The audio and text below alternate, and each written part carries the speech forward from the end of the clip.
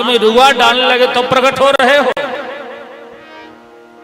राम जी ने कहा सेठ तुम मुझे पहचाना ही नहीं, एक साल से तुम मुझे केवल पत्थर की मूर्ति समझ रहा था, केवल पत्थर की मूर्ति समझ रहा था। आज पहली बार तुमने समझा कि मैं धुआं भी खींच सकता हूं।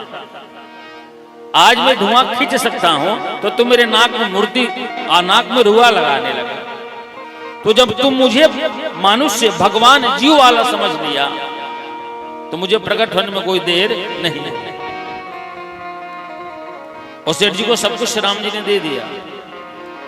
अवश्य हमको यहां सोचना है, हम सोचते हैं कि ये पत्थर की मूर्ति यहां बैठा है, हम जिनकी सेवा कर रहे हैं सोचते हैं कि ये पत्थर की मूर्ति है, इसमें क्या मतलब। लेकिन जिस दिन हम समझ लगे कि नहीं ये पत्थर की मूर्ति नहीं, ये हमारे जैसी मूर्ति यहां बैठी है।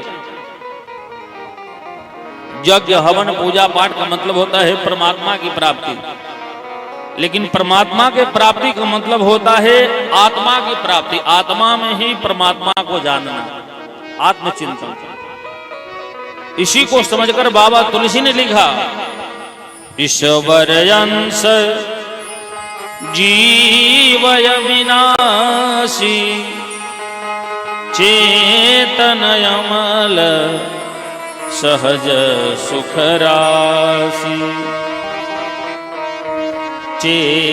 चेतन अमल सहज सुख राशि। हम ईश्वर के अंश हैं, वस्तुतः अपने आप को हम समझ नहीं पा रहे हैं। और इसी को समझने के लिए हमको सत्संग में, भगवान की कथा में, व्रत में, अनुष्ठान में मन को लगाना होता है। बोलो जग भगवान की। आइए